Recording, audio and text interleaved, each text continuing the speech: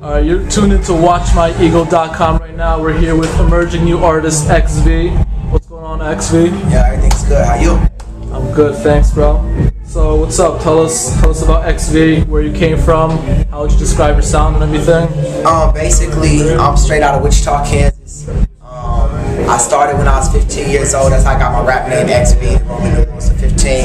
And basically, I came from the middle of the map, so like we really don't have a distinct sound. Like above us we have Nebraska, to the left of us we have Colorado, to the right we have Missouri, and then we have Oklahoma. So there's none of those spots have like a distinct sound or a distinct artist that's blown up out of that city or out of that state, So it really comes from like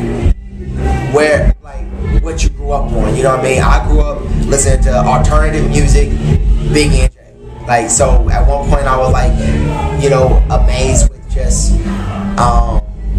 Foo Fighters, and then next thing I was listening to Ready to Die by Biggie, at the same time period, 1997. So yeah, that basically created the artist that you see right now. So how do you decide what songs you put on your mixtapes and which ones you save for the album? Man, really, this is a good question because that happens a lot. It really comes down to like timing and my feelings towards the record.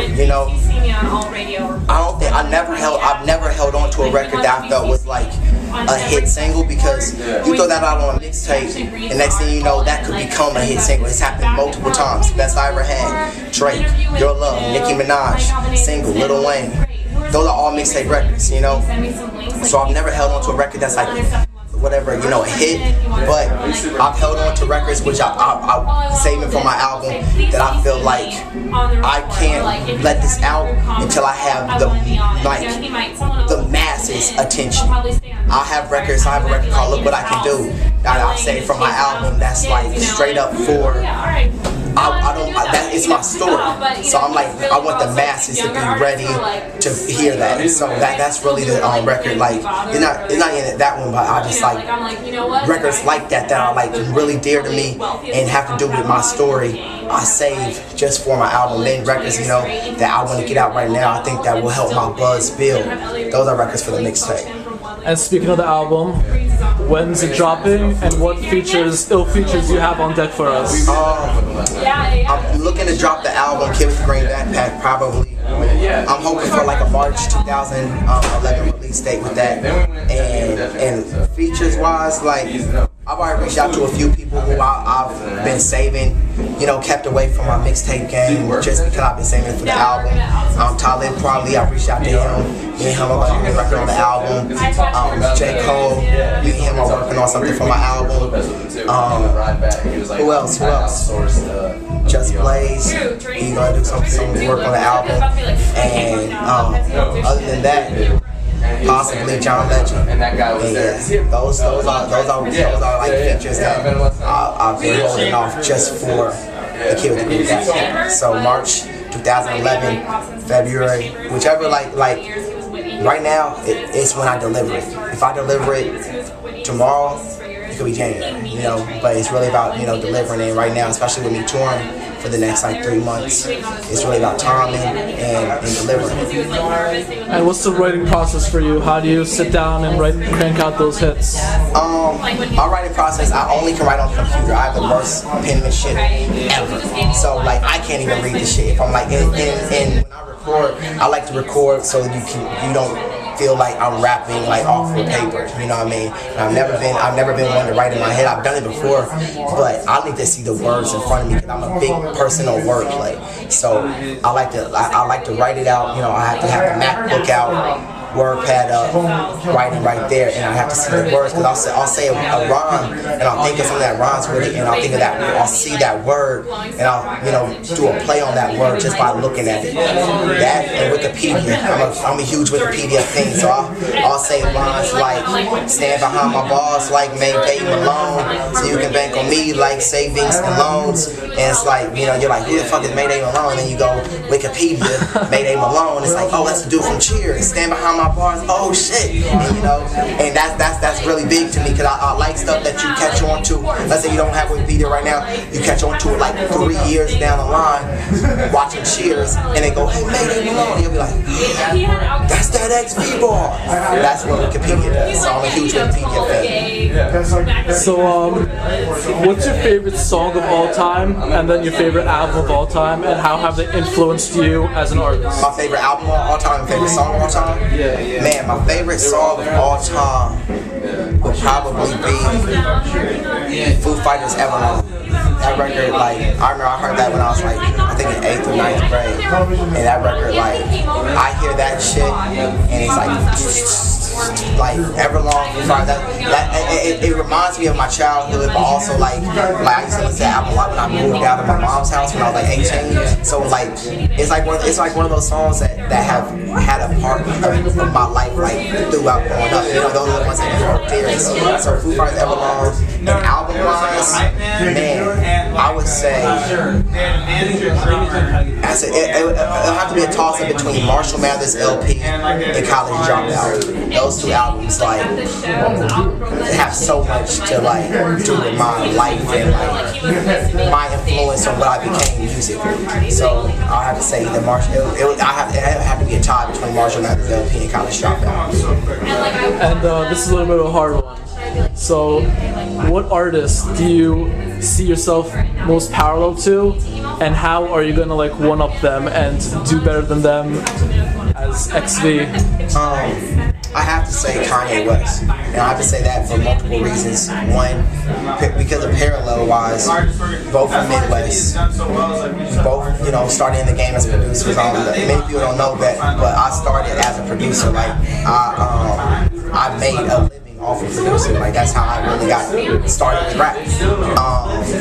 Also, his relationship to his mom. That's one of the biggest things that made me connect to Kanye West because of his relationship to his mom, and I have the same kind. So that and the concept of you're back against the wall, which I think is what makes Kanye lash out lyrically and, you know, in award shows and all that. He always has felt like his back was against the wall. He hasn't got what he's owed. I'm the same exact way. So I would have to say that. How would I one up it? Is because that's hard because we're both very egotistical about our music. We're both very hard believers in our music, but I feel like what I'm going to be is I'm always going to be everybody's nobody. I'm going to always be that. At one point, because of Kanye's belief in what he is and what he deserves, he became a higher figure, like a higher power. And I don't want to be that. I want to be everybody's nobody. I want to be that guy that you relate to. When you play video games, you listen to me. When you're in your car, you listen to me. When you're on your way to work, you listen to me. Not just like when you want to listen to rap music. And not anything against, you know, Kanye, because a lot of his older material is very relatable to every man. But when you do speak on a higher level than everybody else, it does kind of breaks you apart from the nobodies. And I'll never break apart from that, because even though my back's against the wall, I will always feel like I'm normal. I'm you. I'll always feel like that. So with that, it'll make me bigger, because there's more normal people than powerful people. I was watching the behind the scenes video from your signing day to Warner Brothers. First of all, how does it feel to be signed to Warner Brothers? And second of all, you mentioned in there that it's like the big leagues. Yeah. Whenever you're playing basketball, you're trying to get to the NBA. As an artist, you're trying to get signed to a label. So how does it feel to be in the big leagues? How's it different now? How's your life different? First off, like signing to Warner Brothers was like, it was an amazing thing, just due to the fact that I'm signed to a label that, you know, has released one of my favorite bands, The Flaming Lips, for almost 25 years. I'm signed to a company that released my favorite album, not my favorite album, my favorite movie, The Dark Knight. And one of the the biggest parts of me signing Warner Brothers was the fact that they have DC Comics, they have Warner Brothers films, they have Warner Brothers video games, and I wouldn't mind being the artist that's getting an early copy of Arkham Asylum 2. I wouldn't mind being the artist that gets, red, carpet tickets to Batman 3, but I felt like Warner Brothers was missing an element of their music. They have Murs, they have Gucci Mane, they have Talib, but I feel like they didn't have my lane, and with them not having my lane, I feel like I can shine brighter on that lane. So with that said, I'm excited being over there. As far as being in the big leagues, it's a race, man. It's really it's not only is it a race, but it's hard work, because now I'm here, I have to work harder to stay here, because I can be gone tomorrow and that signing day video will be nothing but a memory. You know what I mean? I want the signing day video to be something that I look back at like, damn, I remember when I was that excited about getting a deal. Now I'm excited about going to the Grammys. Now look, I'm excited about, I want that just to be just one of the many milestones. What advice do you have for a new artist that's coming up? Utilize the future. That's what I can say the most. Utilize your future. Utilize the internet. Utilize the MP3s. Utilize, I came up in the game.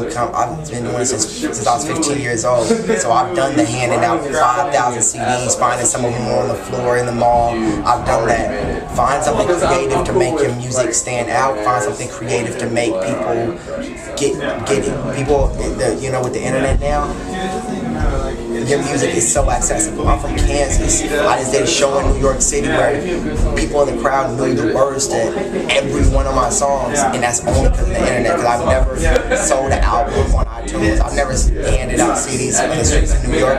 That's from the internet. So utilize the future. Get flash drives, hand them out to kids at school. Build your buzz in a way that it hasn't been done, and build your sound in a way that hasn't been heard. What's the first thing you do when you wake up and the last thing you do before you go to bed? First thing I do when I wake up is check my Twitter.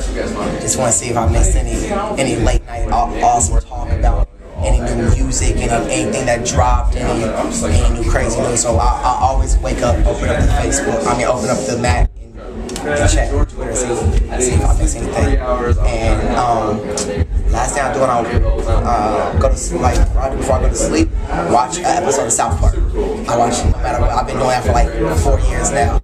I've watched every episode of South Park probably at least 20 times due to my obsession with going to sleep to South Park or The Office. One of the two, it depends. Sometimes I'm The Office, sometimes I'm South Park, but can't go to sleep without. So how can we watch your ego? You can watch my ego because I have always been the artist that people didn't give all their attention to, that didn't have the big cosign, that didn't have the big city behind them. And I'm doper than most of the ones out there that do have that. Lyrically, production-wise, live-wise, in all honesty, if you want to watch my ego, watch my stage show. Yo, WatchMyEgo.com, X to the V, Busy Zone, and we in here.